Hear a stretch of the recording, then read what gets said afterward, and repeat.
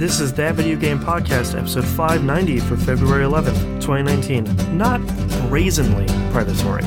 Patreon.com/E1M1.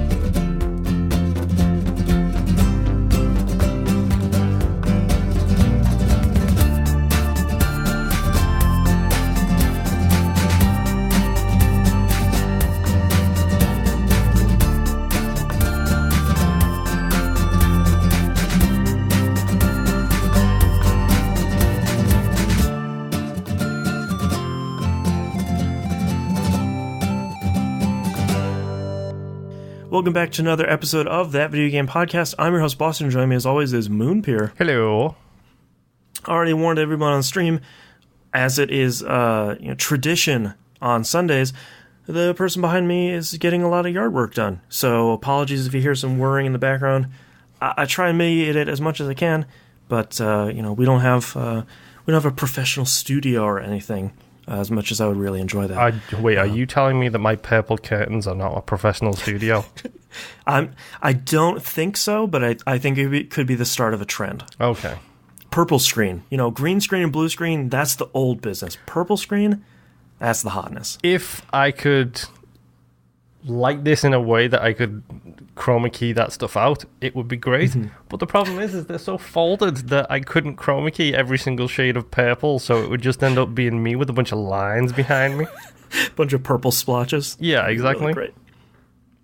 All right, let's just dive right into what you've been playing this past week, Moonpeer. Okay, so we've talked about this pre-show and pre-stream, or pre-stream and pre-show on the stream. So basically I got two games to talk about this week. And I know... So do I. I know one is a good transition game, so that works out quite nicely. So let's talk about the other game.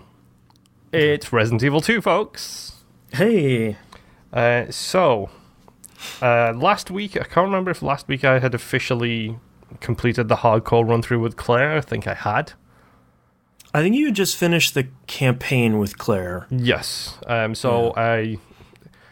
hard. It's really hard.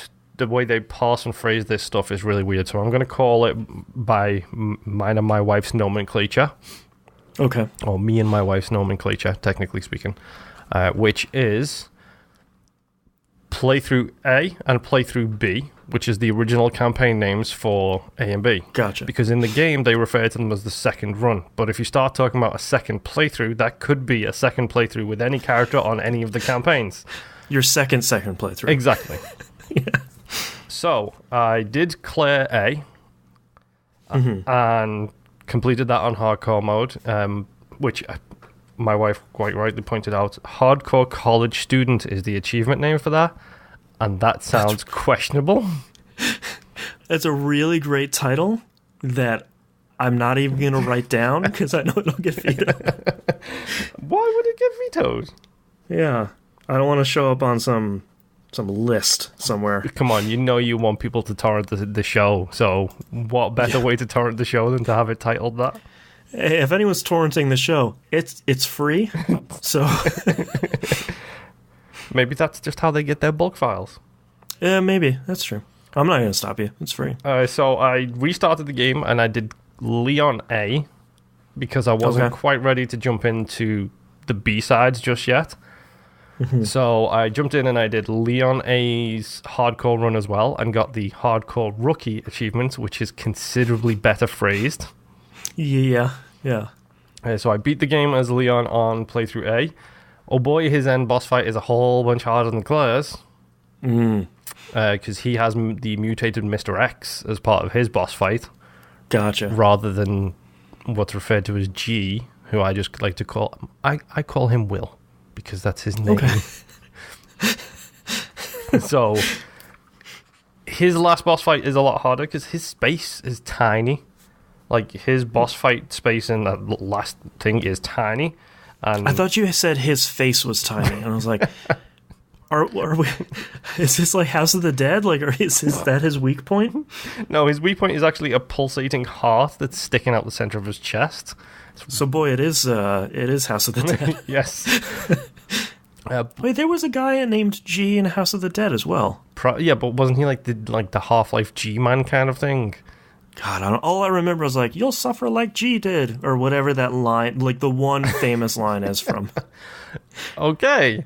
No, House of the Dead is really great. It's B-movie cheesy quality. It's amazing. Yeah, until they made that B-movie cheesy one, it's like, you leaned a little too hard into it. Yes. They didn't Starship Troopers it. They Starship Troopers 2'd it. Yes. I like this. This is the SAT likening. Yeah, what level of Starship Troopers are you? Right. Oh no, I'm Starship Troopers 2. No. No, I'm Starship Troopers, the animated movies. Oh no. You take that back. So, his playthrough was fun. I reiterate last week's show title, shotgun greater than grenade launcher, every time. Oh, we learned something new, that the greater than symbol is allowed in the RSS feed. Oh, that's really good to know. 2 thumbs up. But really weird, not allowed in YouTube. Which, considering YouTube is like kind of like started as a home for nerds. Yeah. It's kind of weird. So I just had to write greater than in parentheses, which sort of loses something. Yeah, that's true. Yeah. Okay, so yeah, I got my hardcore rookie achievement, and then I thought, this was yesterday, I beat Leon's campaign after probably about 40 to 50 tries of his last boss. Now you are a hardcore rookie. Yes, now I am a hardcore rookie. And I thought, well, I still need to get the achievement for 14,000 steps or less, never using the healing item and never opening the item box. Okay. Is there a guide where I can do all 3 at once? Oh, that would make sense if you just like sit down and do one playthrough and just do it as perfectly as possible. Yep, maximize the... I did the same thing with Resident Evil 7. I'm pretty sure I got the speed run, no item box and no healing achievement in Resident Evil 7, all on the same run, because you just bump it down to the easiest difficulty. And then... after playing it on hardcore, let me tell you about my Resident Evil power fantasy, where I just wiped everybody off the face of the planet. It starts like Truman Show, where you're just waving at the zombies like, "Hey man, how's it going?" Honestly, it's ridiculous. Yeah.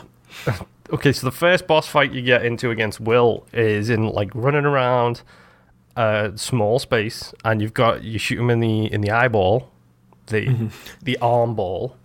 A whole bunch.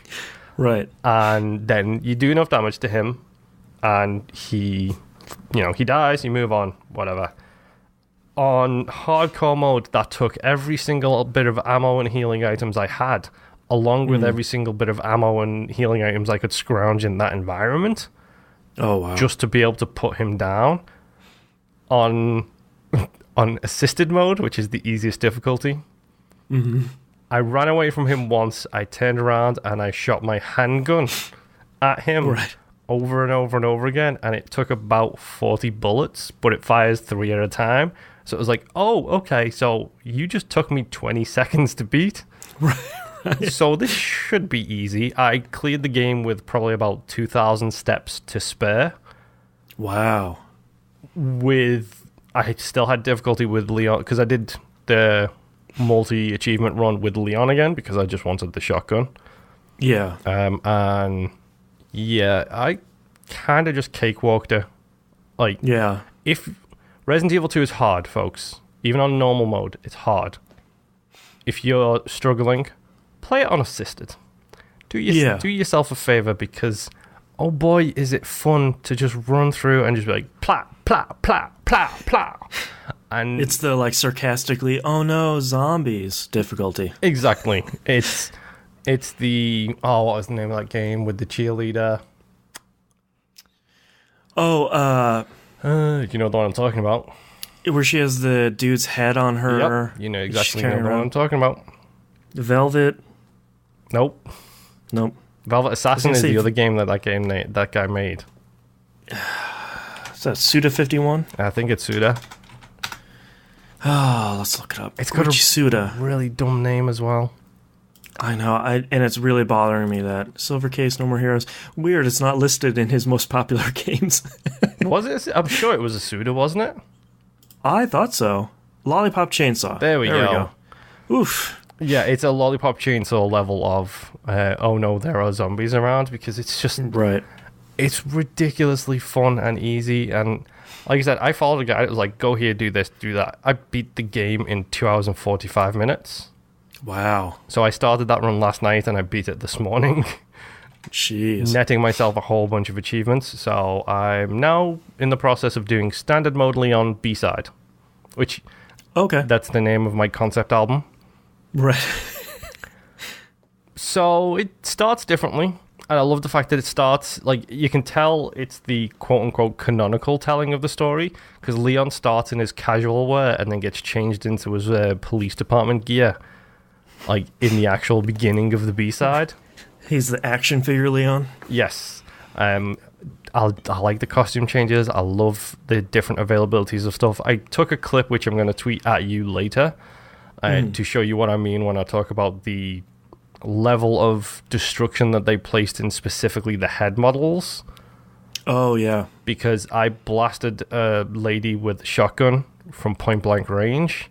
Oh, no. And she put her hands up right as I did it. So she lost her hands and basically all of the features of her skin on face. Oh, no. But was still alive and coming towards me. So it's just this, like, pull the trigger and the mask comes off kind of moment. Right. Bleh. It's so gross, but the level of detail is insane, and I've got nothing but respect for that team and the horrors that they had to look at to get that stuff. It's one of those things where you look at it and like, part of your brain is like, wow, that's really gross, and the other part is like, wow, video games have come a long way this is really impressively gross. Yes. Intestines getting dragged around by a half chopped up zombie. Yeah. Let's see what else. They have collectibles that you have to shoot, which is hilarious to me again. Like a little Ranger Rick Forest guy who's on a little pedestal. I think that's about it. Resident Evil. Buy the game, play it unassisted. Yeah. It's fine. Play it unassisted. They didn't screw up Resident Evil 2. They made it. They made it better. Yeah. It honestly, it is 100% the Resident Evil 2 that you remember without being the Resident Evil 2 that you remember. Right. It's the better version that's in your mind instead of the version you look at and you're like, ooh, that's real bad looking. Exactly. So I'm going to play through Leon's B, I'm going to play through Claire's B, and then I've got a whole bunch of achievements to wrap up, which I'm looking forward to doing because, hey, guess what? It's fun to play this game. And for the collectible stuff, I'm just going to put it back on assisted mode. Like, sure, if it takes me 2 hours and 45 minutes to beat the game, that's 2 hours and 45 minutes of pure fun as I'm blowing everybody away. So it's just like a shooting gallery at that point. Yeah, and it's genuinely just fun to be able to do it with modern controls, and the way it looks is so superb. Like, just it's so good. Yeah. I did like the fact that on the B-side, the Leon's intro campaign video was basically a best of bits from the A-side campaign start. Oh, cool. Like, bye. It was really, really nicely done the way they put that video together. So, good on them for putting the clips together. And I have only been playing one game. Tell me about it. Well, it's free. Say my name. Apex Legends. I was about to say hardcore college students. Excuse me, I'm a hardcore professional, thank you. Yeah, hardcore Apex Legends. No, Siri. Jesus. I don't know what Siri was just going to search based on what I just said. That search is sure as hell not happening. Yep, it should be. So yeah, Apex Legends. Yeah. Oh my god, I really like Apex Legends. Yeah. Oh no. So hero shooter mixed with battle royale equals 3-man squads. Made by Respawn. Source engine. So Titanfall 2 engine. Kind of. Oh boy, this game is so. The thing I think I want to say at the beginning is I really wish that rumor that one dude who leaked like the Titanfall Battle Royale a couple days ago, or like late last week, really hadn't, because I think by as soon as it came Titanfall out to it, you've made it a problem. Yeah, because as soon as it came out, people were like, oh my god, there's no Titans and there's no wall running. What is this garbage? And I think initially when I heard that too, I was sort of like, okay, like you made a Titanfall battle royale kind of without Titanfall, and then listening to what they had to say and then actually playing the game, I was sort of like, oh, okay, cool. You just made a really great shooter that is also a hero battle royale that I should have given Respawn more credit for, because they just make really great games. And I can be bummed that they're not making Titanfall 3 right now. That's fine. Yep, and for the record, everybody who's talking about bye-bye Titanfall 3, blah, blah, blah, Titanfall 3 was never even being developed. It wasn't even being talked about when this game was in the works.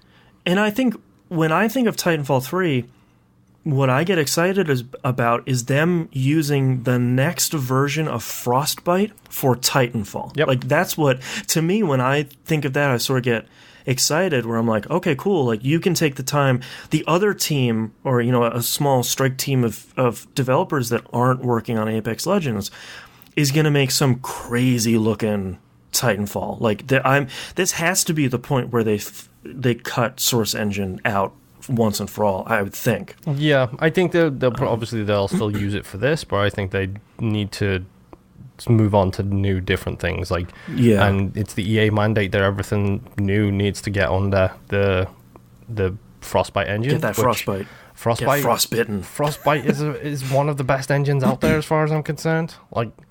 Yeah, and it's kind of crazy to play this, especially on consoles, because the game looks good, but man, is it run really smooth. It's one of those things where it's like, all right, when you can have a multiplayer first-person shooter that runs at 60 frames, God, that feels good. Yeah, I think a lot of people seem to be forgetting as well is Respawn was born out of the fiery embers that was the old Call of Duty studio. Yep. So this is the same team who made Modern Warfare. This is the minds behind revolutionizing multiplayer games. And the team who made Titanfall 2, which is such a good game. Like, these people have a legacy of making fantastic content. Yep. So yeah, I'm good. Like, the way I've been having to look at this is like, in the Titanfall universe thing, is I have been looking at this as this is the Predator to Titanfall's Aliens, because they are connected. They exist in the same universe, but they're obviously slightly different. It doesn't help the Titanfall thing when the guy they do the voice acting for the intro video is the bad guy from Titanfall 2. Okay. That's right. Like, he's the bad guy from Titanfall 2. But I think the other side of the coin there is you get that incredible shooting. You get most of the guns that you already know if you played Titanfall 2. And I think part of the thing that makes me like Apex Legends so much is it's just, at its core, it's a good shooter. The guns feel great. I think one of the great things about it is I can play a healer character, and I can use all the guns. It's not just like, oh, you're a healer, so you get a pistol, and that's the only weapon class.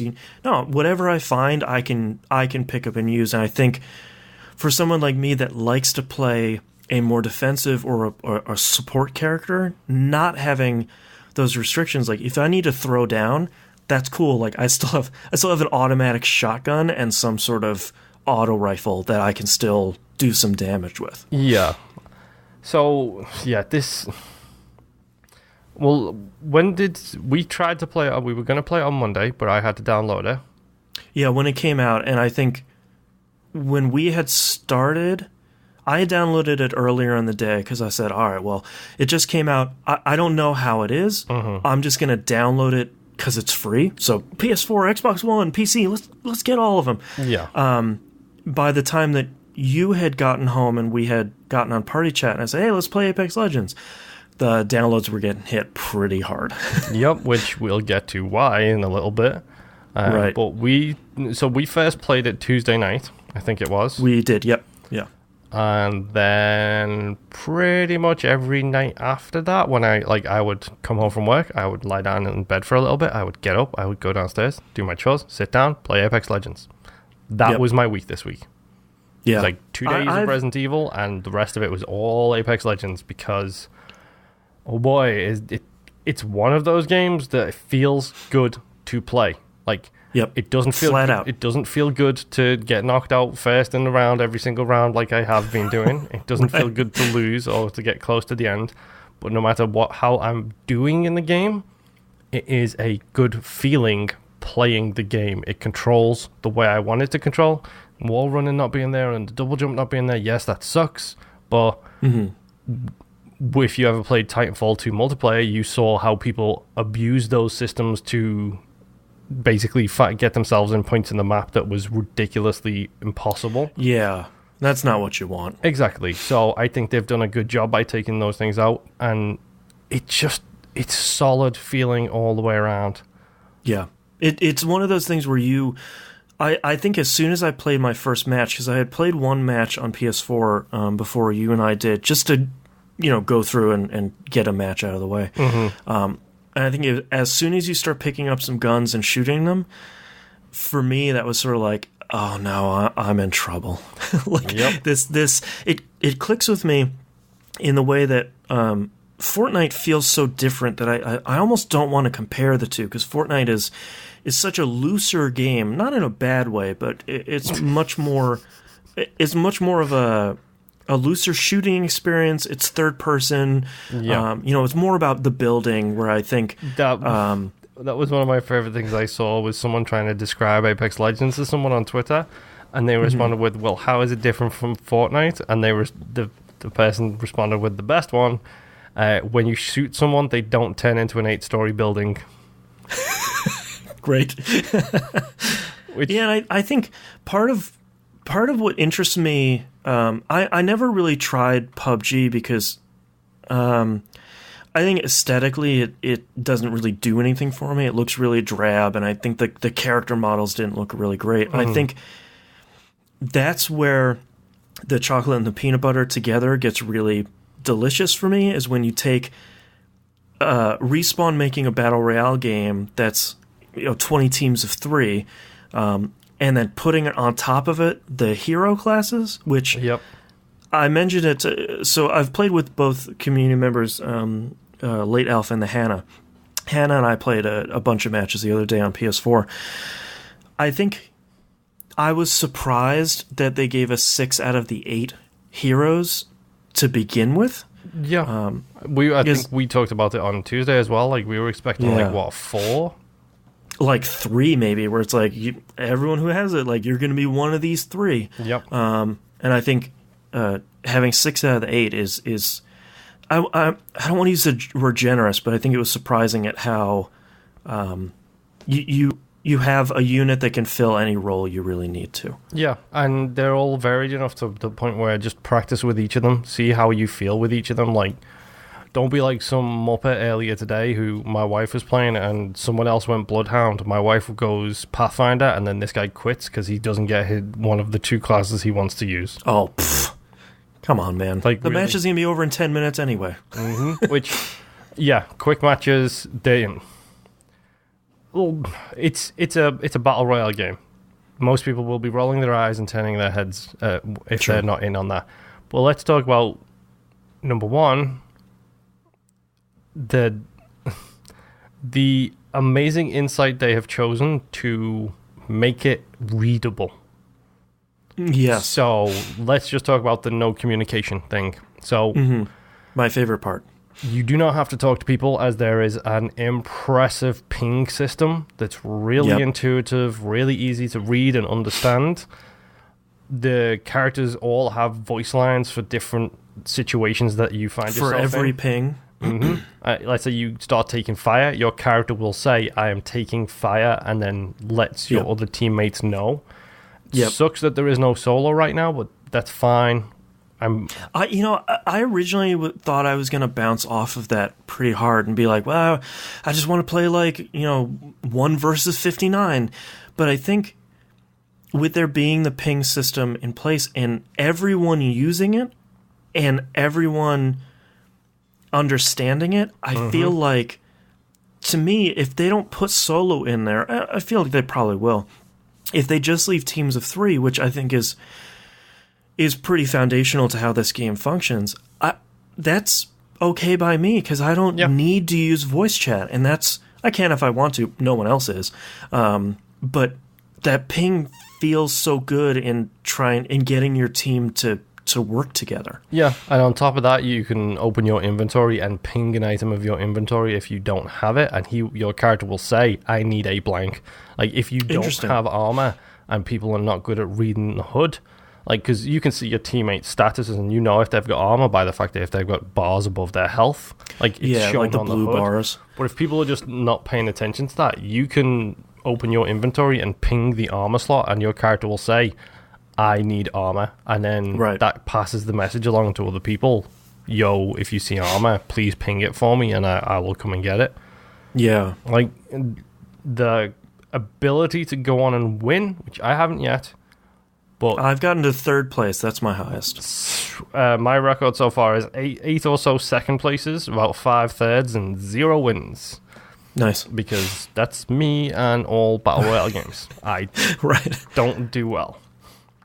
But the ability to do that with randoms, with no microphone communication, that's impressive. The fact that they can keep it like that. The fact that when you jump as a squad. That's a really good touch. I love it, yeah. And you have the choice to go your own way. Don't do that, people. Your own way. But you don't have to. You by default stick with people.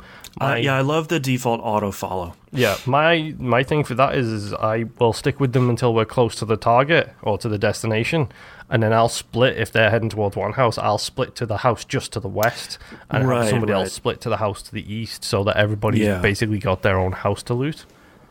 And I think to continue talking about the ping real quick, I think the thing that's impressive is we talked about not needing voice communications because of the ping, but I think the ping also saves a lot with voice communication, where a lot of times it'd be like, we've all run into this thing where it's like, oh man, I've got ammo over here. And it's like, cool, where are you? And it's like, oh, I'm over by, well, just look for me on the map. It's like, I can't. I don't know where you are. Yep. Just ping it, move on your day, and you say, I just pinged armor, I know you needed it. And then, or say like, one of my favorite things is using the little numbers at the top on your compass to say, all right, I'm heading over 175. Like, I'm just southwest, whatever direction that is, I'm just going to head over that way. I think that stuff is incredible. It's so well done. The abilities, everyone's abilities seem relatively balanced. Like, I've seen a lot of people complaining about Bloodhound and the fact that he can basically track people. Yeah, he can track people. Yeah, he can spot people. Once he's spotted them, the spot doesn't move, even if the person does. So there's that. And then there's the fact that his spotting ability has a big bubble that comes out of him. So guess what? If you're spotted, you should probably notice the big bubble that's just went over you. Right. And, let him know where you are so you can counter it. What else? I love the executions. Like, the finishes for each. They take just long enough for it to be like risky. A risk-reward thing. Yeah. Yeah. Nobody go and look at this. Nobody go and play Apex Legends and look at this finisher because it's my favorite and my wife's favorite character. Go and check out Pathfinder's high five execution. Okay. He grapples into their chest to kill them, pulls them closer, and as they're falling, they're like that, and he just goes and high fives them on the way down. Great. With a sad face on his chest. Right. It's so good. I think the only real criticism that I have for the game so far, and I'm hoping this will be resolved in the future. One like to have, I would like, is for there to be a short tutorial like the one Lifeline got for all the characters, just to say, like, here's what your active, or here's what your passive ability is, here's your active one, here's your ultimate, just to use those real quick. What I really would like is just that tutorial area to be free roam, because one of the hardest with the weapons and stuff like that. It's not even the weapons. For me, it's inventory management, because they don't teach you that, and I haven't played enough of battle royales in the past to understand how that happens in the middle of while you're playing. Yeah. So a lot of that has been like, oh, my inventory's full. Okay, oh, I didn't need that ammo type. Okay, how do I get rid of it? And I'm sort of sitting like a duck out in the middle. I wish you could go in and just swap all the stuff and learn how to do all that stuff without being in a match. But that's such a minor thing for me that... Well, it's stuff like the scopes and the attachments and stuff like that. Like, they automatically attach them to the appropriate weapons, whether you have it equipped or not. It's such a big game changer that when I play PUBG, I'm sitting in my menus for half the time I'm alive, and I don't last long. So that's a lot of time in the menus. Yeah. And it's this constant inventory game, whereas this feels like it's nailed it. It's as much as I hate the Destiny mouse controller, it's there. It's so quick to do that in the inventory. It's in the center of your screen. You extra drop, A to equip, whatever kind of thing. Yeah. It's like you can get in there, you can get it done, you can get out really, really quick. Yeah. There's so many like quality of life improvements to this game. And we are going to have to bring up possibly one of the biggest negatives for it. Okay. / we're okay with it. Okay. Which is this game, well, it has 2 characters locked behind currency, which is fine. Right. You can pay to unlock them. You can pay to unlock the specific character you want to unlock, which is good. Yep. As an EA Access member, my wife, I started the game with 1,000 premium currency. Okay, cool. So I immediately unlocked Mirage, who is the world's biggest D-bag. Great. He's that cocky dude, bro. Okay. With a little bit of nervousness behind it. So, like, one of his opening lines is, well, let's go have some fun, but I hope I don't have to play with that robot guy. I don't like him. But, you know. Oh, I have seen him where he's like the hero from a game that maybe is doubting himself. Yes. He's Max Hazard. Right. You know, he's that kind of level. I mean, his skills are okay. He seems to be a little bit on the squishy side, but his ultimate is kind of super powerful. I just need to learn to use it offensively rather than defensively. Right. But other than the heroes locked behind characters, and it does take some time to get the secondary materials needed to buy those characters, the game has loot boxes. Right. Which you seem to get at least one loot box every single time you level up, which is fine. Sure. At least in the early game, I'm sure that dries up at some point. Probably, yes. Boston, what's in those loot boxes? Cosmetics. Anything else in those loot boxes? That's it. There's one other thing. There's crafting materials, which are used to unlock cosmetics. Right. Specifically the cosmetics that you want to unlock. Yeah, so you can pick them from a list and say, I want to unlock this one. It costs 500 crafting materials. Do you want to, yes or no? Yep. Yeah. Is there any, like, power things hidden behind those loot boxes? I think the thing that's the most interesting to me for loot boxes is the dupe protection, which is great. Well, let's talk about that, like the fact that they have on that loot box screen where it talks about the what is it? Your chances of legendaries and all that. Apex packs or whatever they're called. I think that's what they're called, yeah. It basically has a giant screen of text right there on the screen that says, these are your percentage chances for each one of these items. You have each of the tiers. Yep, each of the tiers. You have duplication protection. You have, Mina knows the term because... Bad luck protection? Yeah. Yeah, so if you haven't gotten like I think it's a legendary in 30 packs, you'll get a legendary on your 30th pack opened. They are crystal clear about everything to do with them, and they are all cosmetics. Yep. That is it. Cosmetics and crafting materials, that's all. And you know what? When I talk about loot boxes and how much I hate them, I'm not a big fan of loot boxes, period. If you have to have them, this is the way to do them. And did I mention the game is free, so you don't get to complain that much about it? I think that's the balance, is I'm more than happy to play a game that has loot boxes and be happy about it, as long as the game is free. And especially when the game is so good, like Apex Legends is. Mm-hmm. That's the thing, is like, it's all cosmetics. It has no gameplay relevance at all, other than the way you look. Yep. if one of the cosmetics was you are invisible, that's a whole different ball game. Right, that'd be something I wouldn't be very happy about. But the fact that it's all just purely cosmetics, it's like that's absolutely fine for me. I have zero problems with these cosmetics because number one, the game is free, and number two, as long as I can keep my stupid addictive personality away from buying one, I will be fine. So there we go. And I feel like if you want to buy packs, I feel like the cost of them isn't that bad. Like one pack is $1, and then you get discounts above and beyond that. And I think from a monetary standpoint, that's fine. Yeah. That seems fair. And the pack opening animation is really good. It's really good. Pro tip, if you look at the animation as the robot is spinning, the lights that come out of each side are the color of the loot inside. Yeah, I got a legendary skin for Lifeline on the PS4 version. And when that orange light came out, I was like, oh yeah, here we go. That's the stuff. I think I have 4 legendaries. Wow.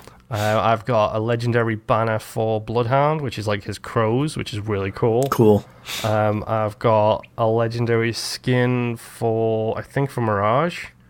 I got crafting materials dropped, which was like 600 legendary crafting material drop. So I'm already halfway to being able to unlock a legendary that I want to. Right. I can't even remember what the other legendary was. I think it was like a shotgun skin. Well, I think the last thing for me to talk about is I know Fortnite just did it, and I know the company that's stopping this, but I would really like if I could have cross-platform progression. I know Sony is blocking it. Let's not mince words here, but having my progression not carry over between the two platforms really isn't that big of a deal because I'm not spending money. Yeah. So it's not like, oh, I got all this cool legendary stuff on the Xbox One, and I don't have it on my PS4. But if it did, it would make it much easier. And I enjoy Apex Legends so much that if all that stuff carried over between platforms, I'd be way more likely to purchase something like the Founders Pack to support Respawn. Yeah. But I'm not going to do it for just one of the 3 platforms.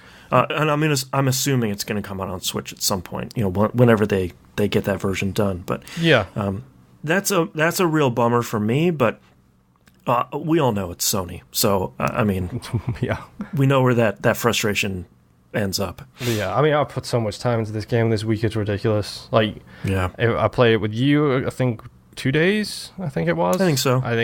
Played a lot with my wife, Late Elf from the community, T-Bomb Rocks from the community, Brain Eater from the community. It's like, you guys, I think my wife posted on Discord that me and her were about to start playing it.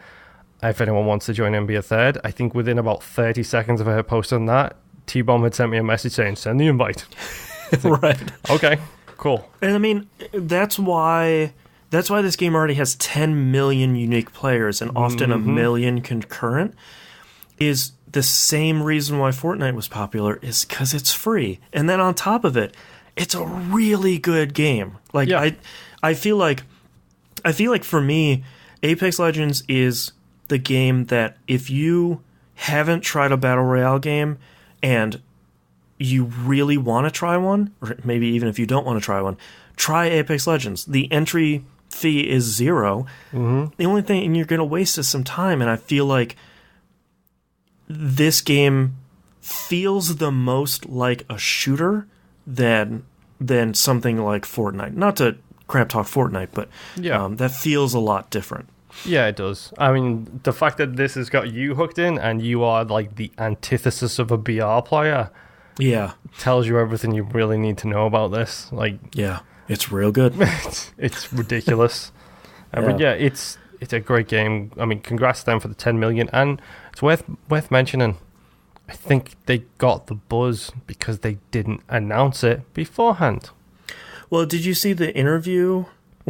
So there was a really great interview where they said, like, look, we know what we were making, and when people look at the checkbox, they see oh, the Titanfall devs aren't making Titanfall 3, they're making a battle royale and it's free and EA's publishing it. They said, we know what that looks like, so we just put the game out without talking about it so you guys can go play it. We're not going to sit there and unveil it and do all this stuff. Like, it's just go try it out. Like, our game is going to speak for itself. And I think that's the smartest way you could have launched that game. Yeah, because it's kind of the inverse to the hype train. Like, God bless Bethesda, but if they announce anything that's online multiplayer, they are going to, like, even using their normal trick of announcing and then releasing 8 months later, even if they use that trick, that's 8 months worth of not building the hype train. That's 8 months worth of defending your decisions because of your bad decisions in the past. And by just dropping the game, they have cut off 6 months of people saying, yeah, but it's by EA. EA have put it out. Oh, I'd rather play Fortnite. Exactly. It's cut off all of that negative talk and just forced people, here it is, it's out. Yep. Just go see play what you think. And just try it. As it happens, it's really, really good. Yeah. Yeah. I want to play more of it. Yeah, that's all I've been playing. Come on, tell me all about your shadowy darkness in your heart. Oh yeah, my Kingdom Hearts is made of light. Yeah, Kingdom Hearts 3, I finished it. Yep. I was watching Twitter this week wondering how you were not throwing up all over yourself as you posted trophy after trophy after trophy. I was like, how? Do you have a bucket next to your seat? I don't feel very well when I'm playing Kingdom Hearts 3. So I did a lot of farting around. I think Kingdom Hearts 3, if I cut out some of my pause time and I cut out some of the farting around I did, probably about 25 hours long, which is about Kingdom Hearts length. Going in order from where we talked about last week, I liked the Monsters, Inc. world, Monstropolis, I think they called. Yeah, we won't get into any spoilers, by the way, here, because the game just came out.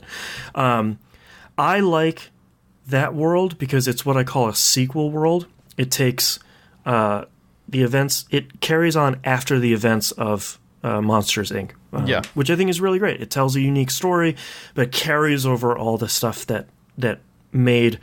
I like both Monsters movies, but it takes what's great about that movie and sort of builds on that storyline. God, the Frozen world is easily the worst world in the entire game. Wait, there's a Frozen world in this game? What? Yeah, here's the bad part.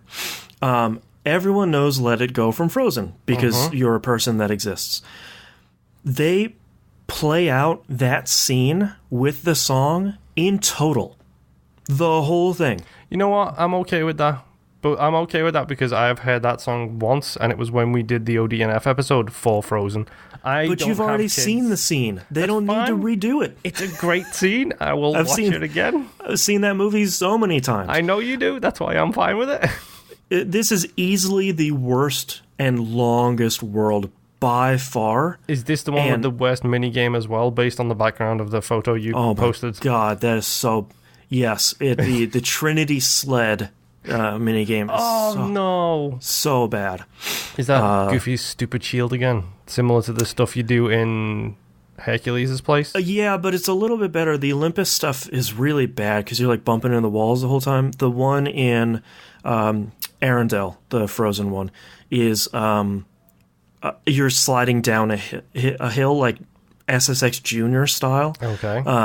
So it's a little bit better, but there are 10 unique treasures in that minigame. You have to collect all 10 of them to get a piece to make the ultimate weapon.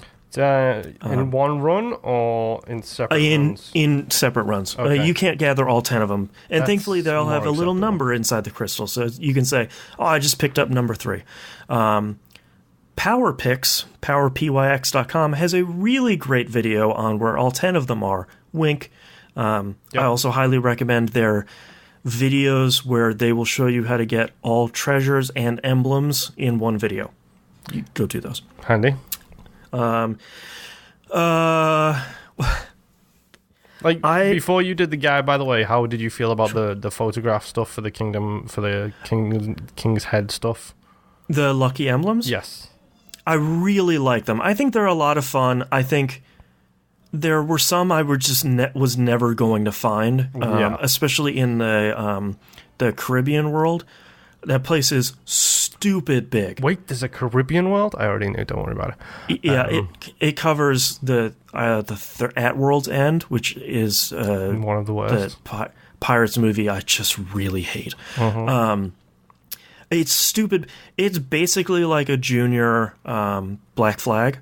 Okay. Like there's a whole sailing and ship upgrading system and ship battles. Like it's so big, but there's a bunch in there I genuinely wouldn't have found. I found the majority of them. I think I found there are 90 in total. I think I found 30 of them by the time I had finished. Did you manage to tune in that like Arkham vision so you can see them from the distance kind of thing? There were a couple where it was sort of like, this is like a really big rock in the middle of nowhere. I wonder if nope, there's Mickey's head. Okay. Yep. There's 2 boulders on the other side of it. I wonder how can I get higher? Yeah, how can I jump up this far to find it? I thought that stuff was really fun. I just did get all of them, and I thought that stuff was really good. That was one of those additions to this game where I thought, all right, if there are future Kingdom Hearts games, I would like that to come back because that's fun. Yeah. The rewards you get aren't really that great, but that's fine by me. But you do get a sweet kaplunk or whatever your stupid noise is on your side. Yeah, a little. Well, I don't even know what the trophy noise would be. Is it swing? A little bloop. I did use the toy box Keyblade the whole game though, because the thing that Kingdom Hearts games do that really tickles me is that you use your Keyblade in all the cutscenes. So I was having these super serious discussions wielding a cactus that has a cowboy hat on it, which is really good. So it was not the strongest one, but I kept it the whole game because it looked really dumb. Yep. So Kingdom Hearts, I'm definitely not going to spoil anything, but Kingdom Hearts 3 does... Really quick, sorry. Sure, go ahead. So, I'm guessing you got the secret movie based on following you on Twitter this week. I did. They have patched in the epilogue and the secret movie, both of which I've seen. Yes, so I believe to describe what I witnessed through your Twitter feed this week was... watching this series, finishing off this game, I might just be done with it after this game. Sort of like I'm okay if this is the end, yeah. Yeah, and then all of a sudden there was a WTF Pikachu face. Yeah, the shocked Pikachu on the secret movie. Yeah. I definitely won't talk about it, but it is, you have to get, on normal mode, you have to get 60 lucky emblems, and then it'll unlock in the theater mode. And it's like a 2-minute video. It's not super long, but it is well worth it just to watch. Was this kind of like the Kingdom Hearts 1 when you get the War of the Keyblades scene and it's just a field full of Keyblades in the ground? That was Kingdom Hearts 2. Kingdom Hearts 1's was the dark where they're like racing up the buildings to each other and like the one person whips out 2 Keyblades and you're like, 2 Keyblades? What the? Yep. What's the?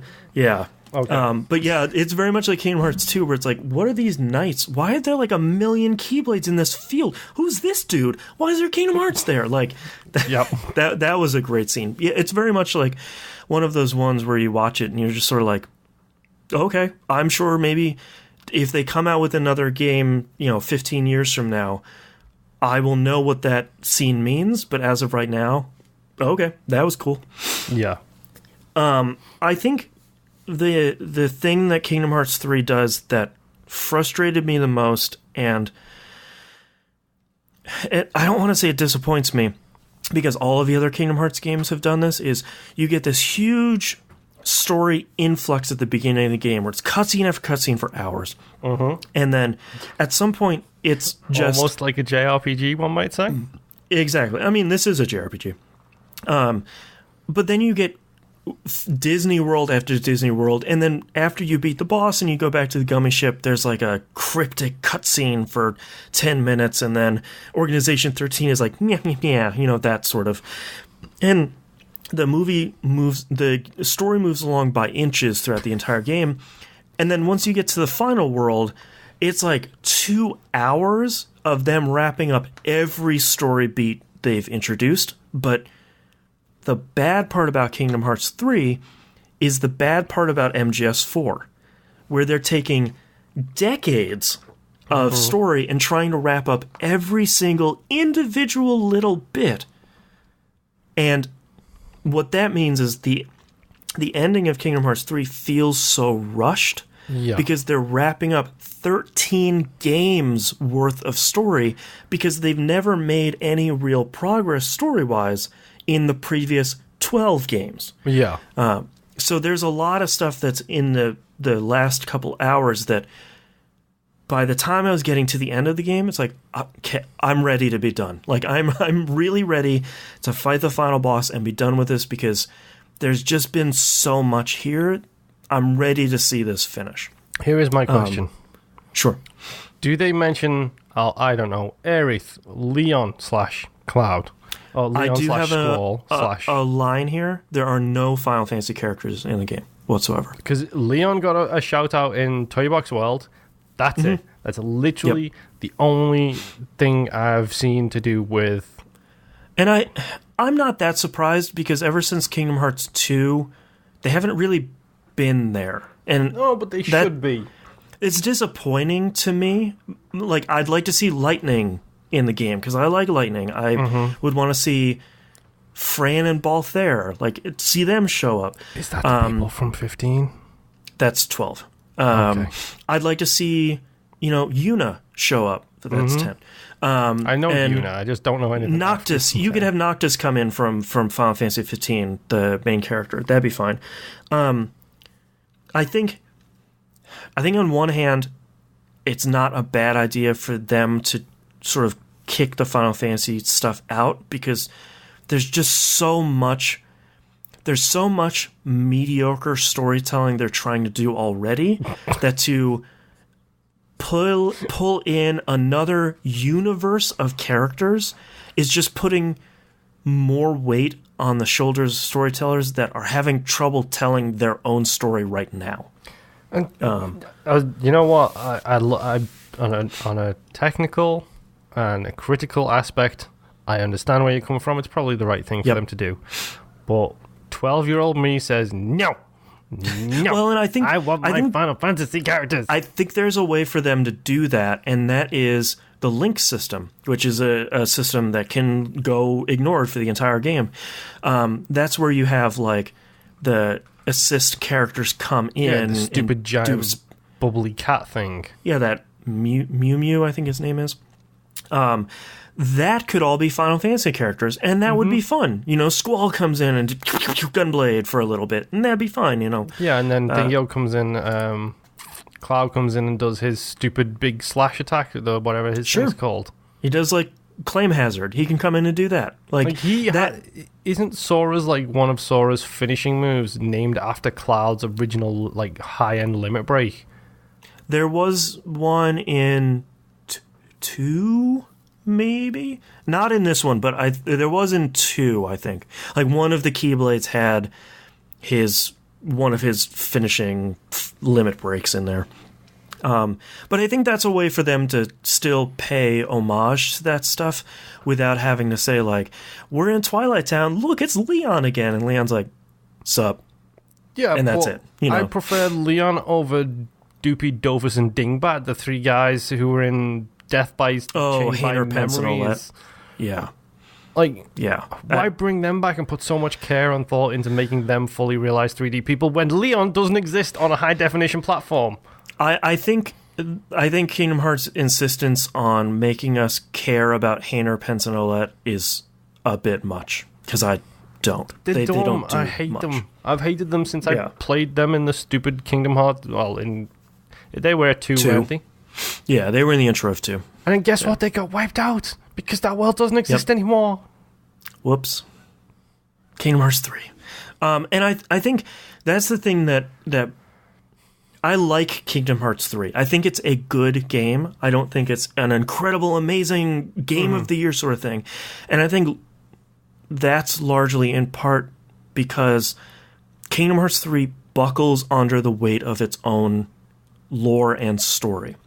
Yeah. And I think video games, this is going to cause some people to be upset. I think video game fandoms are pushing video game publishers to do a lot of this stuff where they're wrapping up every individual possible thread, because if not, then someone's going to be mad. It also prevents it's one of the reasons we don't get, I don't want to phrase it this way, deeper or more hardcore stories anymore, is because the vitriol is just so loud. It's not even a lot of vitriol, it's just very loud vitriol. Yeah, upset man babies. Yeah, exactly. Yeah. Which, go look at some of the Apex Legends upset man babies for the best time of your life. Yeah. Well, also there are a lot of people upset at Kingdom Hearts 3, but I think most of those people are feeling let down by Kingdom Hearts 3, and I think I definitely do not feel like I'm let down. I feel like the story didn't wrap up in the way I was expecting it to, which is surprising. I think Kingdom Hearts 3 painted its ending very clearly at the beginning. Is it what we talked about last week, where we totally kind of guessed it out the gate? Yeah, we guessed it. And I think it not doing that was good. There will be a lot of feelings about how people feel how this game finishes. I'm largely happy with it. Yeah. As someone who really likes and cares about the Kingdom Hearts story, lore, whatever you want to call it. True, but you're also able to step aside and say, okay, this might not have gone the way I wanted it, but it's an acceptable ending. Yeah, and I think part of why I'm not upset is I don't think I had a way I wanted it to go. That so much storytelling for me, I'm along for the ride. And if it's a fun ride, then great. It didn't go where I was thinking it was going to go, but I hadn't been dreaming for 13 years about how Kingdom Hearts 2's next chapter would end. Yeah. To me, that just seems like I would be setting myself up for failure, or at least disappointment. But I think largely it was good.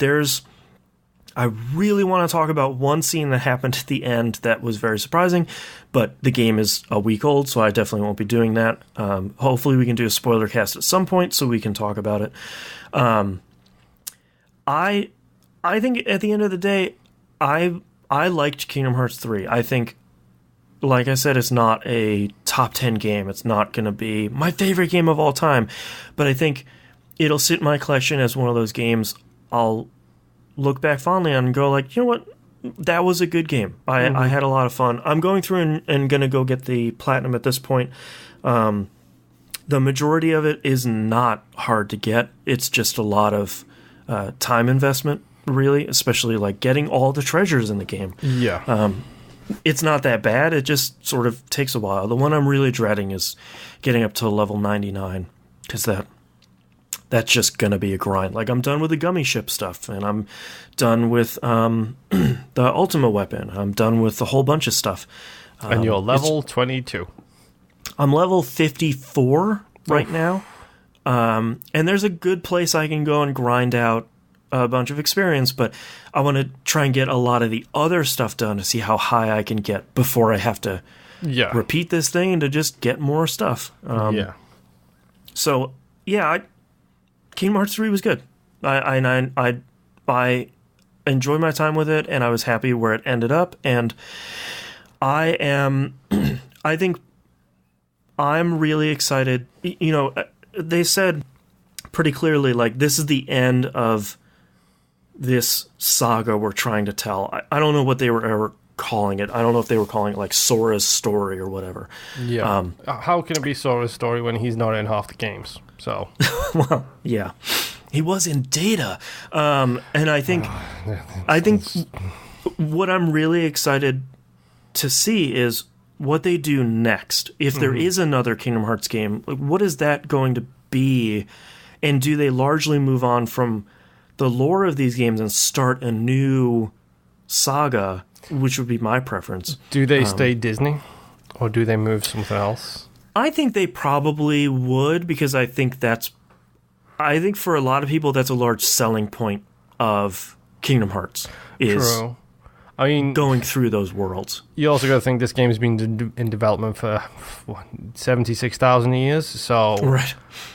Think of all the stuff they could do it now with everything that Disney's bought. So yep. Kingdom Hearts Rebirth, or whatever you want to call it, could include all the Marvel stuff, could include all of the Star Wars and stuff like that. Star Wars stuff, yep. and all this kind of extracurricular activity. Yep. The fact that they went to Tron in one of the worlds, still, I love that so much. They went to Tron for 2 games, I believe. I thought Tron was only in 2, because I have a poster, or had a poster of Sora, Donald, and Goofy in the Tron outfit, because it was around about 2 coming out. They might have gone there in one of the DS games. I don't know. Maybe it was Birth by Sleep. I don't remember. Anyway, yeah, but I think you do bring up a good point. I think the Disney partnership is very lucrative for both sides. Yeah.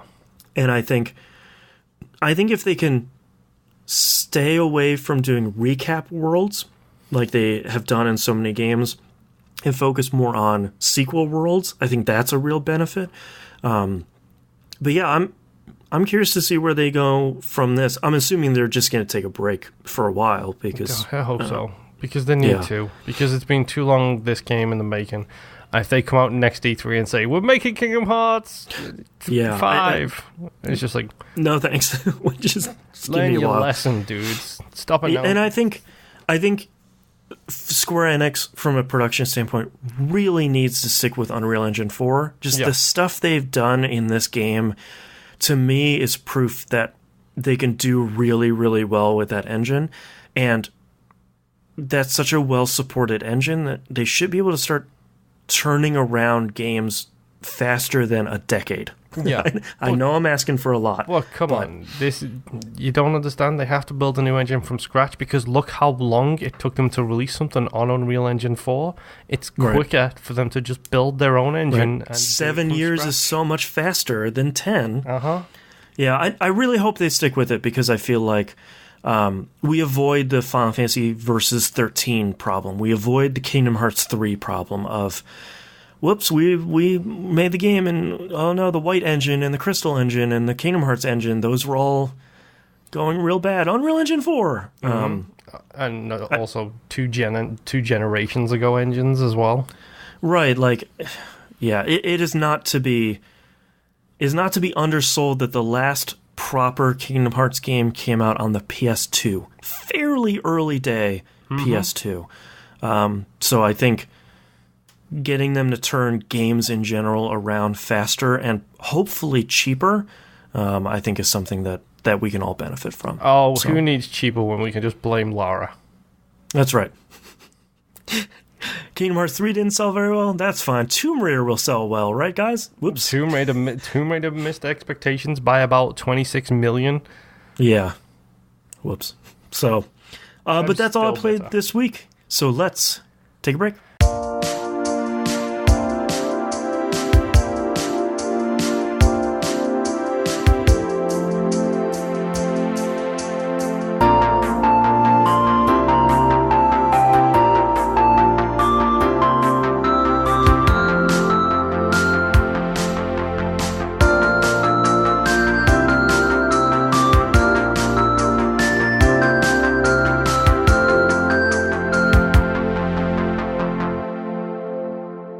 Let's talk about releases for the week of January 11th, 2019. Trials Rising comes out on PC, Switch, PS4, and Xbox One. Oh boy, do I wish I had the time to play Trials. Yeah, I'm really happy to see them come out with this Switch day and date, since I think they had promised that EA last year, 2 years ago maybe. And I think that'll probably sell pretty well there, but this is definitely not a series for me, but I'm really happy to see they come out, and I'm hoping this one's good, because the last one seemed like it wasn't what people really wanted. The last one was okay, but I think it was also a case of, please stop making Trials games. We've had too many. Right. Because it was like two trials on the 360 within about 2 or 3 years of each other, and then you had another trials and DLC and expansion pass all come out within 2 or 3 years of each other on the current gen. It feels like they've had give it enough of a break to release this one, but I've got games to play. I got mouths to shoot. I don't have the time for this right now. Next up, the game we're going to make some time for is Crackdown 3, coming out on PC and Xbox One on the 15th. No, please be good. Please be good. I'm still looking forward to this. I know they're beta testing the multiplayer stuff for Xbox Insiders right now. I know I'm part of that program, but I won't be testing it.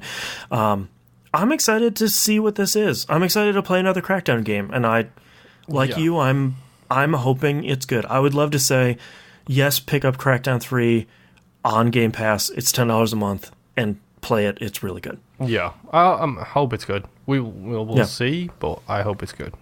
Yeah. Far Cry New Dawn comes out PC, PS4, and Xbox One.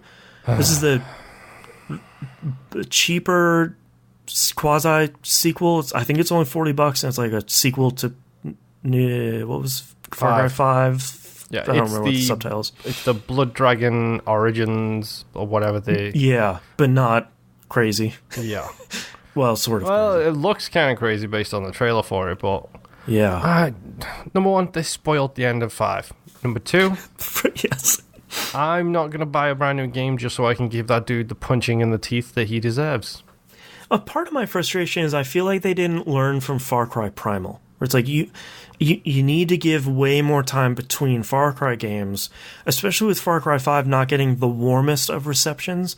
I feel like making a spin-off / quasi-sequel to that is probably fine. Like, it probably made monetary sense, but I would rather them take a couple of years off, make another Watch Dogs in between, and then just put out Far Cry 6. What do you think the Assassin's Creed team is doing right now, dude? They've already said there's not going to be another Assassin's Creed next year, or this year. Yeah, they say a lot of things. I really want Watch Dogs 3. 2 was so good. 2 was so good, and no one played it, and it still kills me. You know what I'd love to see? It doesn't. I don't think the studio exists anymore. And the original name of it definitely doesn't exist anymore, but give me a new True Crime / Sleepy Dogs. Yeah, Sleepy Dogs 2. Ready for it. Any day. I actually think that company, the studio who made it, went out of business. I think they closed. I bet Square Enix owns those rights, though. God. Sleepy Dogs did not UE4, perform. Sleepy Dogs. Sleepy Dogs did not perform according to the numbers we needed to, so therefore we're cutting did not that. meet expectations. And we're going to continue development on Kingdom Hearts 7, due for release in 2017. 7.35. Yes. Yeah. Jump Force comes out on PC, PS4, and Xbox One. Is that Tuesday or Friday release? I think it's a Tuesday. I need to watch me some gameplay trailers and decide if I need this day one or not. Yeah, I'm curious to see what this turns out to be, because I think I hope that most people's expectations isn't that it's an all anime Dragon Ball Fighters, because that's not what it's gonna be. But if it plays well enough, it seems pretty cool. People should back away from the Fighter Z comparison and think more like Anime Party. Like, not Anime Party, Anime Brothers. Like Smash Brothers, but with anime. Yeah. And if they can nail... Because, like I said, the Shonen Jump and Mario Smash Brothers game on the DS is one of my favorite games of all time. Yeah. And was it like Ultimate Battle 22 Jump like that. Stars? Yeah. Gaiden. But if they can make that on, like, make a Smash anime on current gen platforms and make it look and play nice and simple, it doesn't have to be really complex. Like, Fighter Z is probably really complex, but if you give me Vegeta and tell me I can hit towards and B and he does a Gallic gun, I'm fine with that. Well, and I think what you need to do to make that game successful is it needs to be fast and fun enough to play. But I think the multiplayer, people should be able to hop in and out really easily and should be able to just kind of play as much as you want. Yeah. You don't need some crazy lobby system where everyone's putting down quarters and stuff. That's not what you really need. Next up, Metro Exodus for PC, PS4, Xbox One. Correction, it's not on PC. It is on the... it is on a PC platform, a PC store. A PC store, please. Thank you. Yeah, that's not a news story I wanted to get into with Epic and Steam kicking dust at each other. The nerd slap fight? Yeah, that's a more complicated thing than I think we have time to get into, but it is on... if you want to buy it now, it's on Epic Games Store. Yep. I've never played a Metro game, even though I've always wanted to. I own... this is so bad. This tells you how much I needed my spending spreadsheet for this year. I own Metro 1 and 2 on the 360. Right. I own Metro 1 on the PC. I own Metro 1 and 2 remade on the Xbox One. Guess how many of them I have actually started or played? 0. Correct. Just like me, I probably own both of the first 2 on Steam, I'm guessing. I don't... these are those games where I always look at them, like the Dishonored series. I look at them and go, I bet I would really like those. One day I'm going to get to you, and that's never going to happen. Dishonored 1 is a great game. Dishonored 2 has one of the greatest level designs of all time, from what I hear. I need to play 2. I want to play that so bad. And last but not least, probably one of my favorite game titles of this year, coming out for Switch, is Ollie Ollie Switch Stance. That's really good. It's really good. It's Ollie Ollie 1 and 2 in one package for the Switch, which is a pretty great platform for that as well. Okay, don't get me wrong, I love a bad pun. I love a bad pun. The War Mastered Edition, the Definitive Edition, Remastered Edition. Yep. All really great. But to actually put a pun and have it make logical sense is a chef's kisses. It's the perfect title. Yeah. So good. All right, let's move on to news stories. Microsoft's Xbox Live is looking to expand. Microsoft has announced, as part of Game Developers Conference, GDC, they are hosting a conference called, quote, Xbox Live, growing and engaging your gaming community across iOS, Android, Switch, Xbox, and PC, end quote. And they're talking about their new cross-platform XDK, which is still a really great acronym, that's looking to connect people between all of those platforms on top of the Xbox and PC platform that they already have. This is really great. This is steps forwards in the streaming future that everybody seems to be obsessed with, even though the infrastructure isn't quite there for it yet. I honestly can't wait until it's on Sony TVs and Sony consoles don't have it on because they refuse to. You know, I was really surprised at how many news sites immediately jumped to, well, that means Game Pass is going to be on Switch. It's like, no, that just means your Xbox friends list will be on Switch when you're playing Fortnite against your Xbox friends. And it's also going to be on everything else that wants to leverage the features of the Xbox Live platform. But like you're saying, eventually that could mean, hey, by the way, if you have Game Pass and the streaming service, now on your Switch, you can stream Forza Horizon 5. This, I think Gassman put it best on Bombcast. This is them building that relationship, which will allow that thing to grow into the stream it on this device service. And they already have developed a really good, thanks Sony, they've developed a good relationship with Nintendo, thanks to Sony's complete refusal to play ball. Right. They're going to get there on iOS, and their Xbox app itself is still, hands down, the best gaming-related app. The Steam Store app, I think, is horrible. The Steam app is terrible. Yeah. The PlayStation 17 PlayStation apps that you need to do one thing so bad. Is terrible. The Nintendo one is a bit of a poop show. The one app I have to have installed on my phone when it comes to my video games is my Xbox app. And they've just updated it and made it even better. For me, ironically, it's the Xbox app and the Destiny 2 app. Both of those are really good. I use those very regularly. But yeah, I think you're entirely right. That is laying this groundwork, not only from a technology standpoint, but also from a relationship standpoint of, hey man, we have Xbox Live on everything. Like, why would you keep your platform? Why would you keep your technology platform on a physical platform when you don't need to? Mm-hmm. Why wouldn't you put it on the really big platform on the Switch? Yeah, and at the end of the day, is they've got the right to turn around and say to people, hey, you've got this one person who also has an Xbox Live subscription, but they have 40 friends on Xbox who regularly play games but don't own a Switch. This is your chance to have access to those people, to grow your market to them as well. Microsoft is saying that right now they have about 68 million active players. Mm-hmm. Moving on to something like iOS, Android, and Switch can get them up to 2 billion. Yep. So that's a no-brainer. You put a lot of zeros after that too, and it says, okay, yes, welcome to the Switch, Xbox Live. Yep. Next news story. We talked a lot about this during our break. If you watch the video version, that's what just came. If you're a patron listening to Outcast, that was what just happened. EA says they will lean harder on Anthem and Apex Legends after a, quote, difficult quarter. This is not too surprising.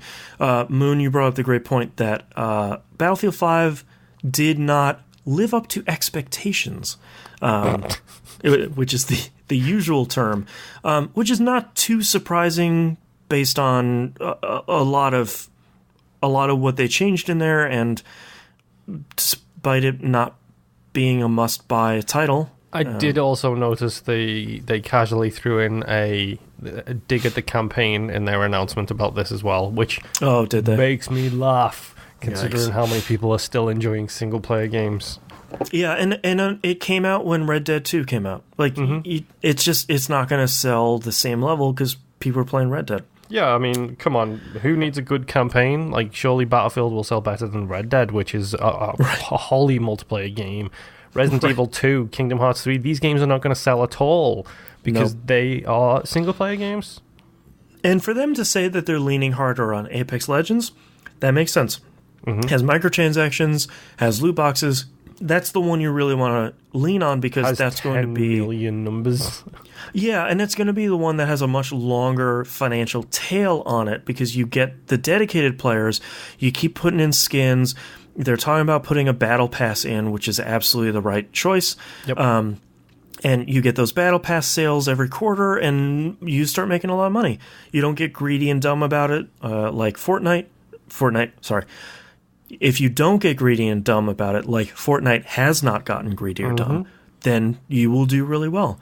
That's the funny thing is people are blaming a lot of their loss of revenue on Fortnite. It's like, maybe it's because Fortnite isn't as predatory. I mean, don't get me wrong. It is predatory, but it's not as predatory or filthy as the things you It's not brazenly predatory. Yes. Well, and I think the thing that really concerns me, even before the game is out, for them to say they're leaning harder on Anthem.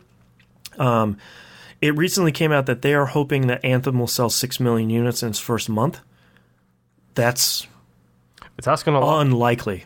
Now, I'm not going to say it's impossible, because Destiny 1 sold 6.25 million copies in its first month.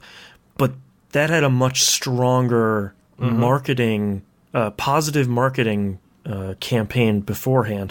Anthem has had a lot of stumbles and troubles with the announcements, and troubles with BioWare, like troubles with EA, because at the end of the day, is, let's face it, last time people heard the name BioWare, what game were they talking about?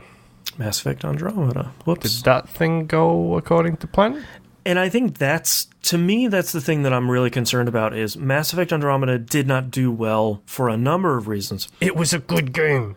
It was a good game, and I think a lot of lessons were to be learned from a lot of stuff around Mass Effect Andromeda, most of which was out of BioWare's hands.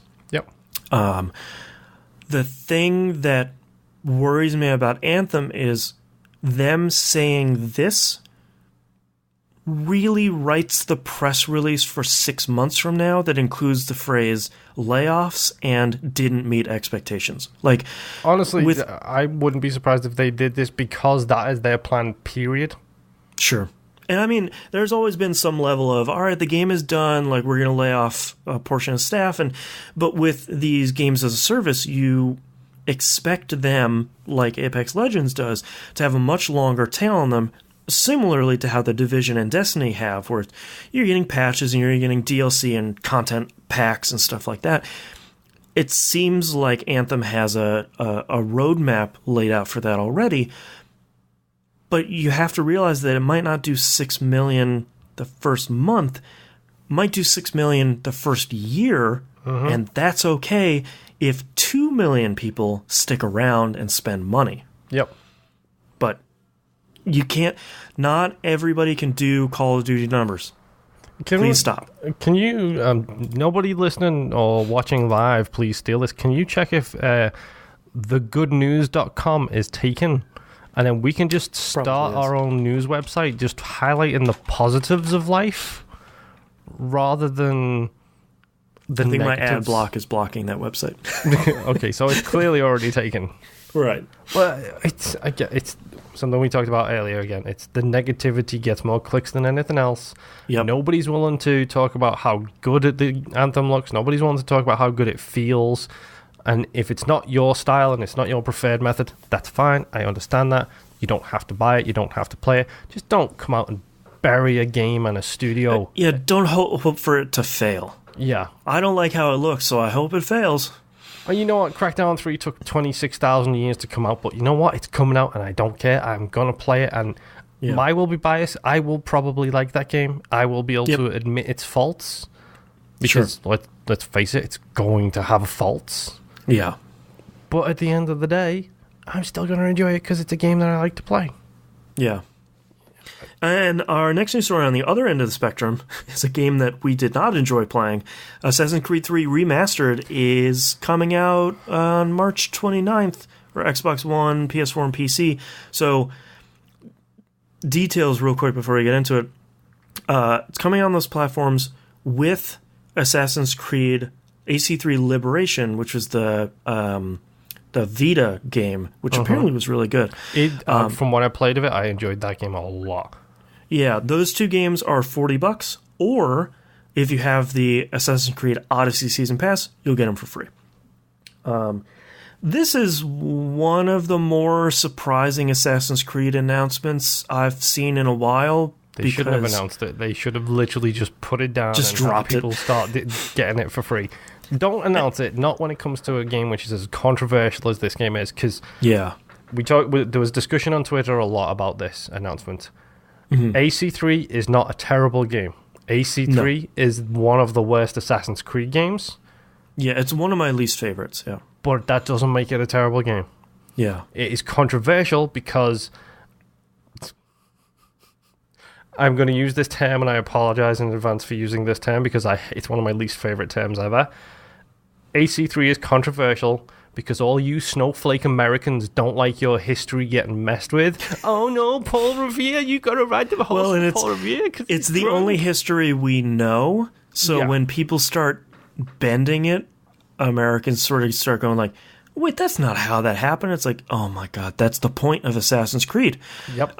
It's a very controversial game, and it has its faults. It's got a 17-hour tutorial, hyperbolic. And after the 2 trilogy being so strong and admittedly tapering off towards the end of it, another Assassin's Creed main numbered game that didn't have Ezio in it was going to be a hard sell anyway. Mm-hmm. It just happened to be that Assassin's Creed 3 was not great. Yeah. The thing that surprises me the most is, and I do not mean this to be mean to anyone, this had to be really cheap to do. Because it seems like when you look at remastering the 2 trilogy, that makes sense. You want to remaster, Black Flag came out for current-gen consoles. But Rogue. Yeah, Rogue. That's a perfect example. You want to remaster Rogue? That makes sense because most people missed it because it came out at the same time as Unity. Yes. You want to remaster 3?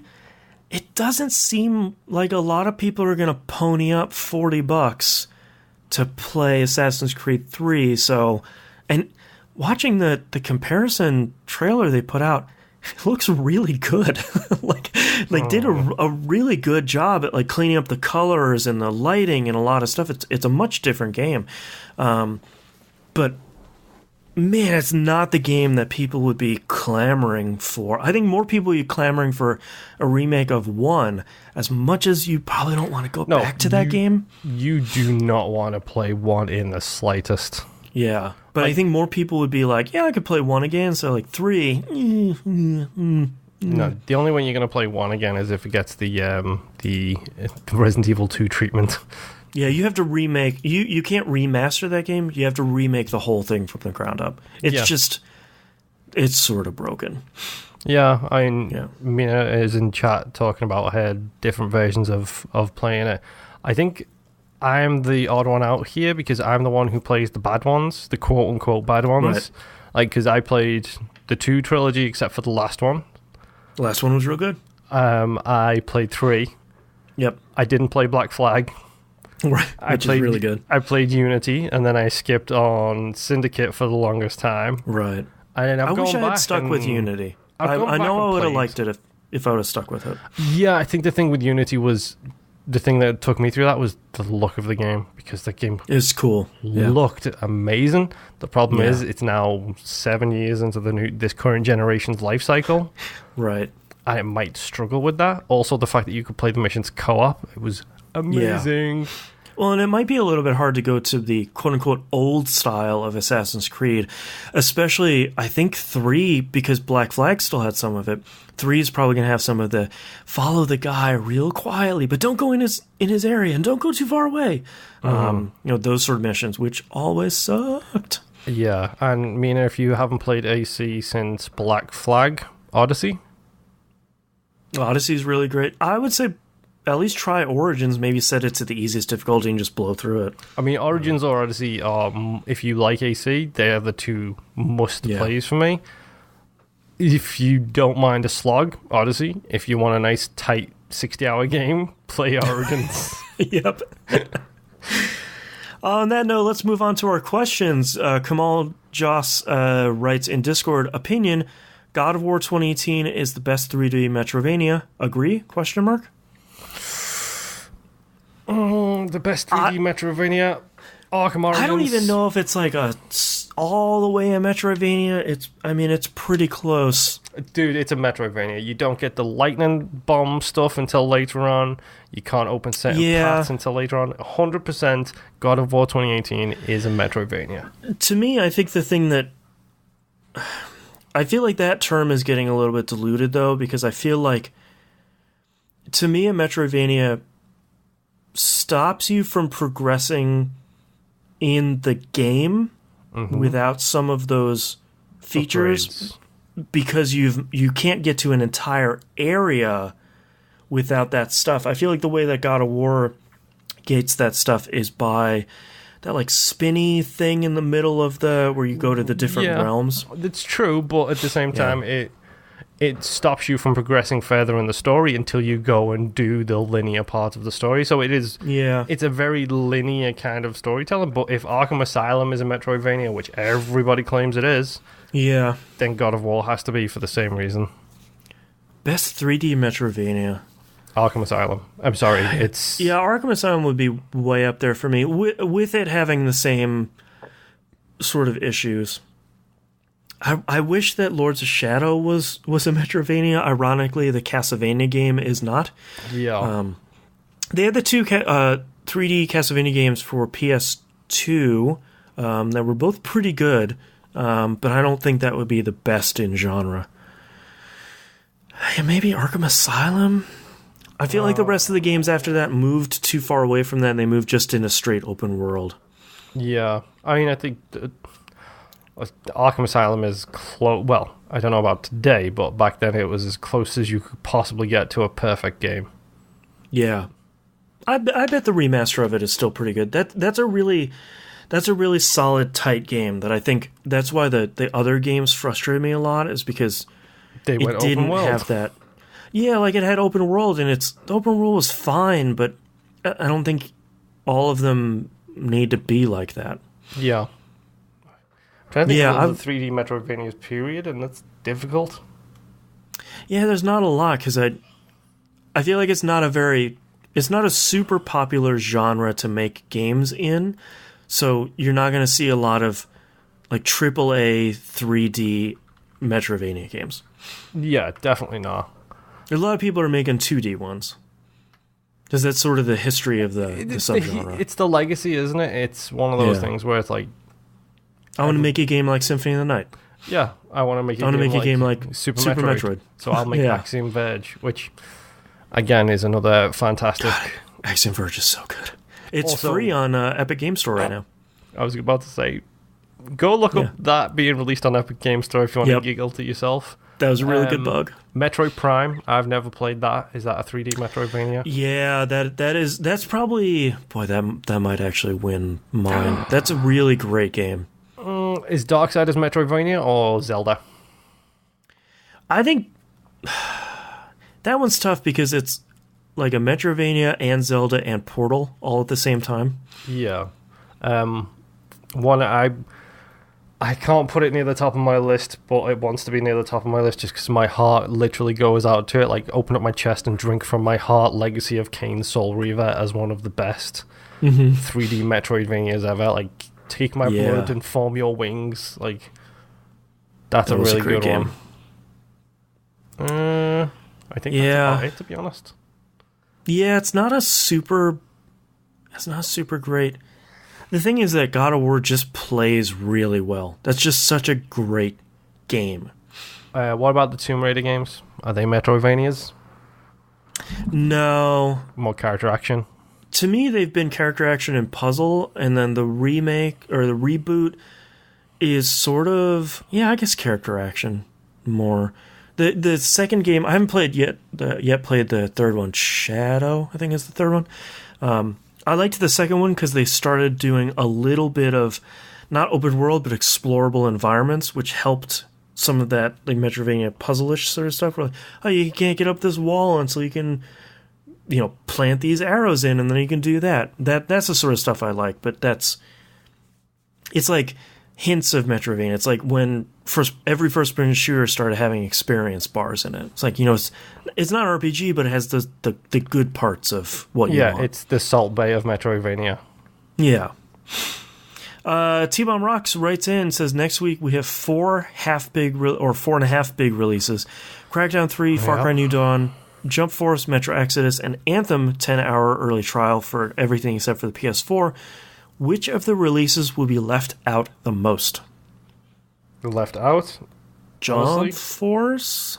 Jump Force, that will have its people. I still haven't seen a gameplay trailer. That is one I will look at before I play it, or before I buy it.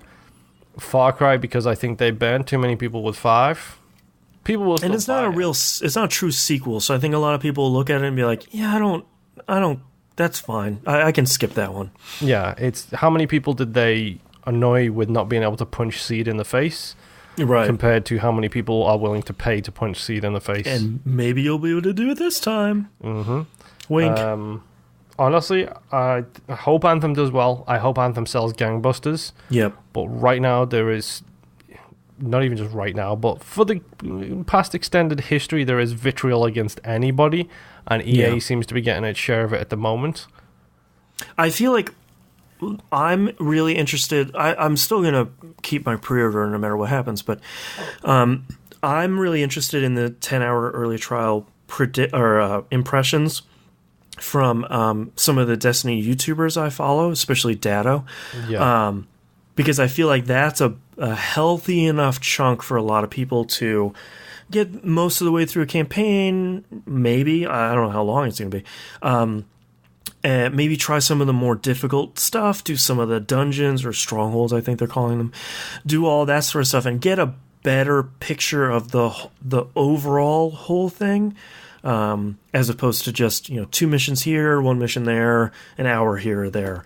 So that's going to be really interesting. I hope people are used to enough now with the 10-hour trials they don't expect to just be able to blow through the game in 10 hours and play as much as they want because, again, EA taking Backlash, Mass Effect was like, there you go, you can do the prologue, now go play multiplayer.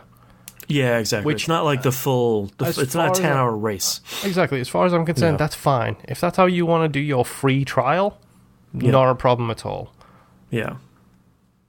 Yeah, and I think Crackdown 3, I don't think that's going to get left out. It's going to get forgotten. I think it's going to get forgotten by the end of the year. Probably. I think it's going to get forgotten within the next 2 months. It will be a case of headlines out, Crackdown 3 is finally released. Right. It is good, average, or bad. Yeah. And then it also has multiplayer, and no one's playing it. Honestly, what Crackdown needs is streamers.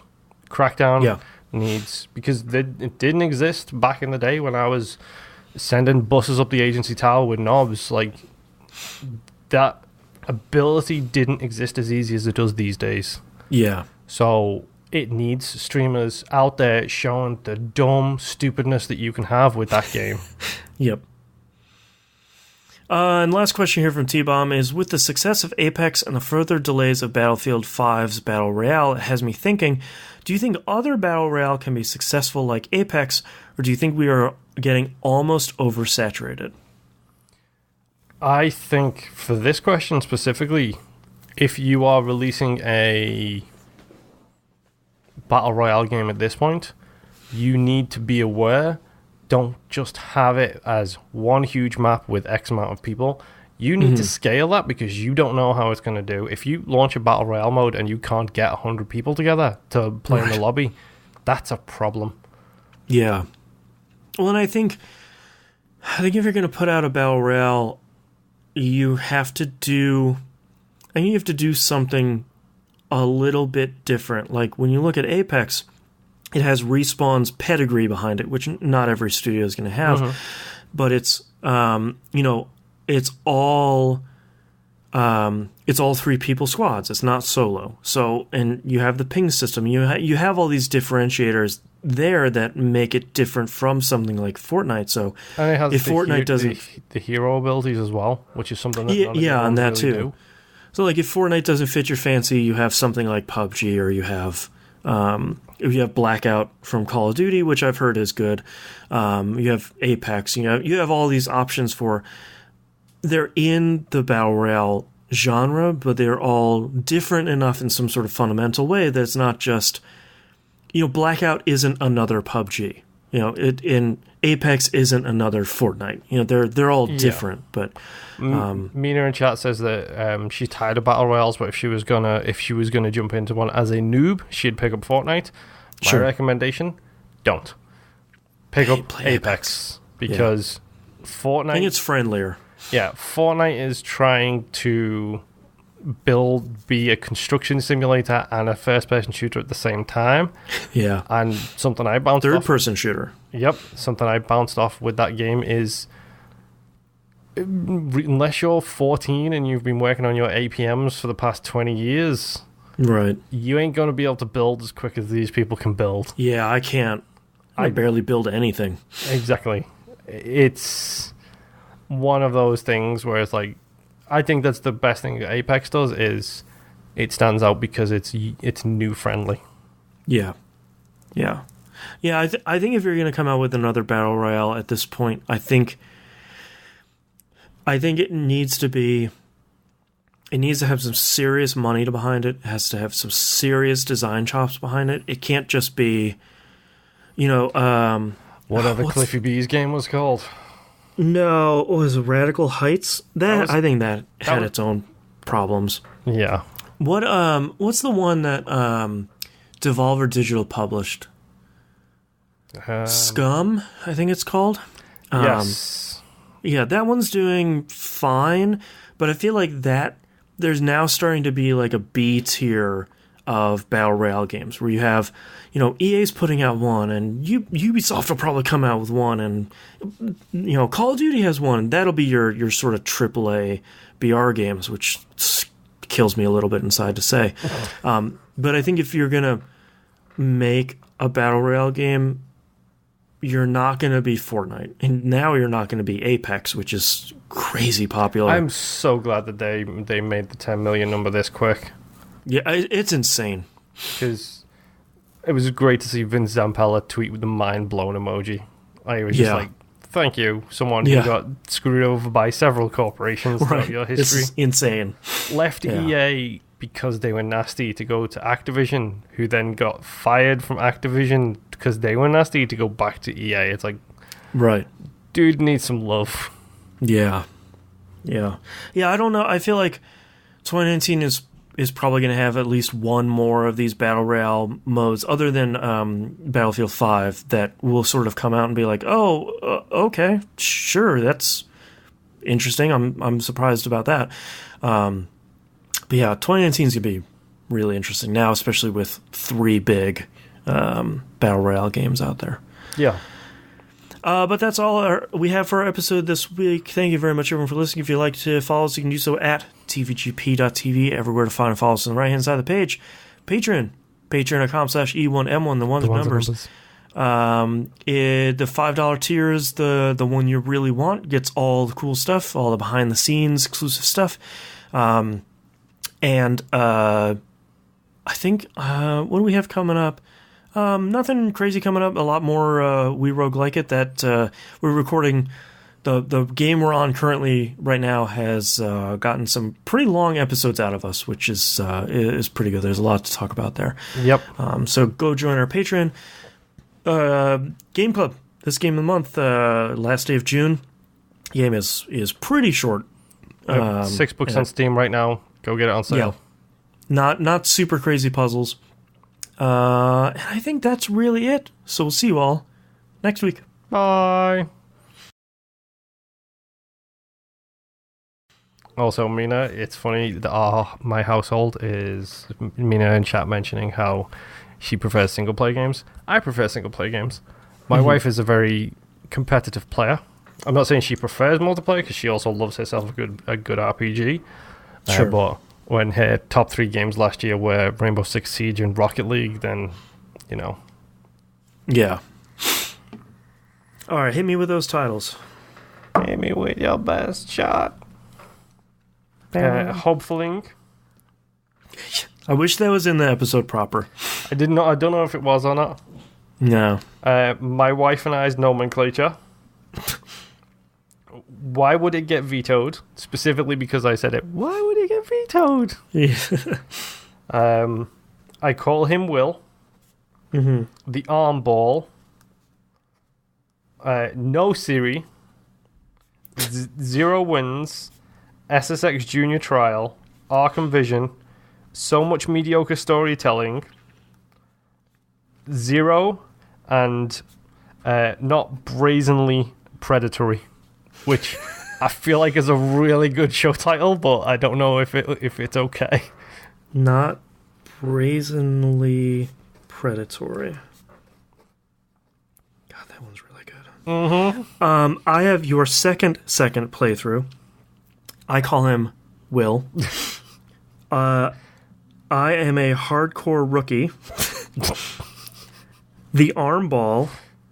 Standard mode Leon. Impressively gross. Why would it get vetoed? No Siri. SSX Junior, 0, and not blatantly predatory. Brazenly. Yeah, sorry. That's what I wrote down. I think it's so cold in here, like my hands aren't working. Oh, right. Well, my handwriting's hot garbage anyway, so... Sorry, $1 patrons. I do like not brazenly predatory. I do too. Honestly, that gets my vote. Yeah, I'm looking at everything else, like SSX Junior is good. The armball is good. I call him Will, like any other week probably would have won. Yeah, I think for me it's a tie between 3-way tie. I call him Will, the armball, and not brazenly predatory. But predatory kind of takes it. Yeah, I think that's gonna be my vote too. Everything else is good. Yeah, but that kind of stands out. Yeah, and I get a title for once too. As my call and response, can I please plug the Patreon because it's too good to not plug our Patreon? You should. That's Okay. a really good thing when we take the piss out of ourselves. I wanted your confirmation before I actually did it. That's really good. All right, starting in 3, 2, 1. This is That Video Game Podcast, episode 590 for February 11th, 2019. Not brazenly predatory. Patreon.com/E1M1.